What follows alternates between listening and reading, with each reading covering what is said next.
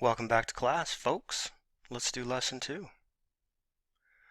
So we've talked about solving inequalities with multiplication and division when the number we're multiplying by is positive, and we talked about with addition and subtraction, but what about when the number we're multiplying is negative, meaning less than 0? Well, let's see what happens. And I want to just show an example. Let's start with saying we got this inequality. Negative 6 is less than 8. That's true. Now let's get crazy and let's multiply both sides of the inequality by a negative number. So I'm multiplying both sides by negative 2. Now I get a positive 12 over here and a negative 16 over there. So is it still less than? Is 12 less than negative 16? No, it's greater than. So we would have to flip the inequality sign. So when the number that we multiply by is negative, that changes the direction of the inequality sign. So how about with greater than? And how about we divide? So we've got 6 greater than negative 8. Divide both sides by negative 2, and we'll get a negative 3 on the left side and a positive 4 on the right side. Is it still going to be greater than? No, negative 3 is less than 4. So dividing by a negative also makes us flip the inequality sign. Now I want to point something out, that it's not just because there's a negative somewhere. It depends on where that negative is. It's if we're dividing by that negative or if we're multiplying both sides by that negative. Look at this one. If we were to divide both sides by 2, I'm dividing by a positive number. Even though there's a negative up here, that's not what I'm dividing by. I'm dividing by a positive 2. So what numbers do I end up with? Negative 4 divided by 2 is negative 2. 10 divided by 2 is 5. And negative 2 is less than 5. So I was dividing by a positive, which means my inequality sign will remain the same, even though there's a negative sign up here. What the key is what number am I multiplying or dividing by? Here I'm dividing by a positive number, so the inequality sign stays the same. Here I'm dividing by a negative number, so the inequality sign has to flip. So let's look at an example. Solve each inequality and graph each solution. How would I solve this inequality? I have y being divided by negative 3. Y is the variable that I would like to isolate. So what's happening to y? It's being divided by negative 3. So I need to do the inverse operation of dividing by negative 3, which means I need to multiply by negative 3. And the multiplication property of inequalities says that I have to multiply both sides by the same number.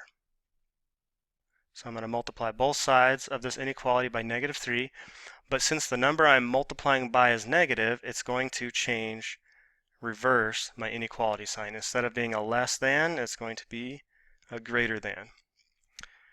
So negative 3 divided by negative 3 is 1, so this is 1y, and then negative 3 times 2 is negative 6. So negative 6 is greater than y, or another way to say that is y is less than negative 6. You can write them in either direction as long as the inequality sign is still pointing at the same value.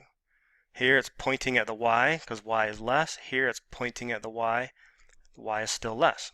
So my borderline is going to be negative 6. That's the place where I'm going to look at my graph and decide what kind of circle to put.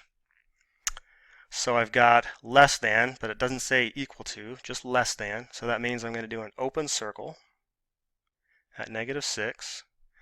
And then y values that are less than negative 6 go to the left.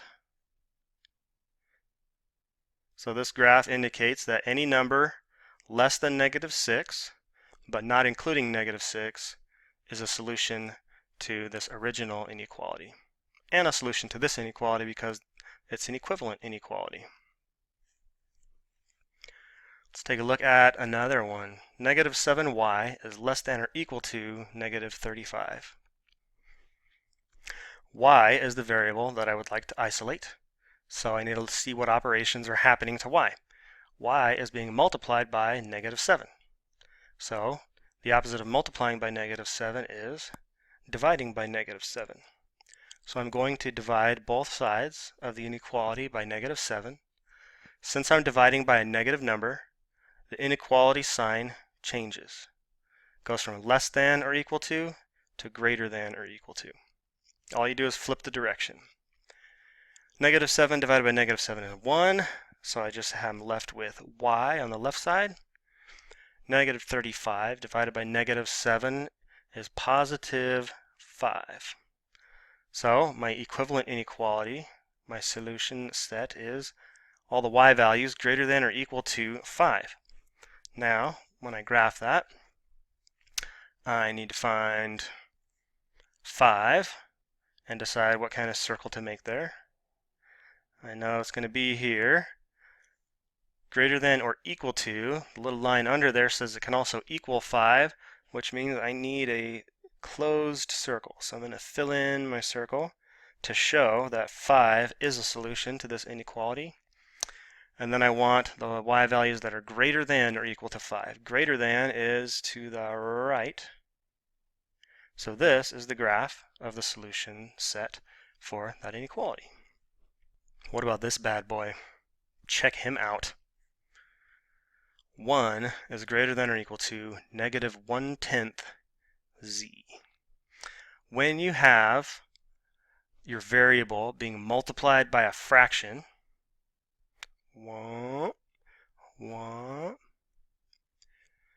you can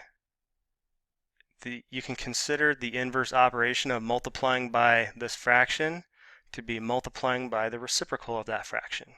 So just flip this fraction over. It's still negative, but now it's 10 over 1.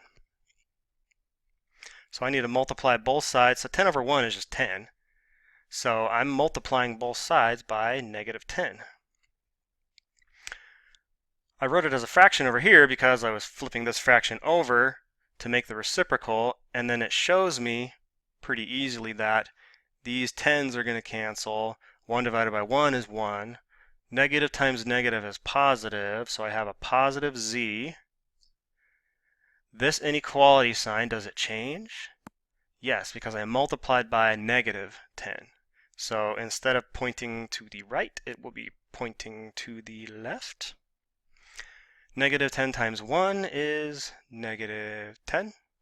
So I have negative 10 less than or equal to z, which means that z is greater than or equal to negative 10. As long as the inequality sign is still pointing at the same value, you can flip the direction. And now I just need to graph that guy. Less than or equal to, no, greater than or equal to, greater than or equal to negative 10. So I'll put negative 10 here, so that's negative 9, negative 8, negative 7, negative 6, negative 5, negative 4, and then in this direction, negative 11, negative 12, negative 13, negative 14. I feel like I'm in Annie. You're never fully dressed without a smile. Sorry about that. Alright, so negative 10 is our border. It's greater than or equal to, so I color it in to show that negative 10 is a solution. Greater than or equal to is to the right. Well, I'm glad you stayed with me. I apologize for singing, and I hope you have a wonderful day.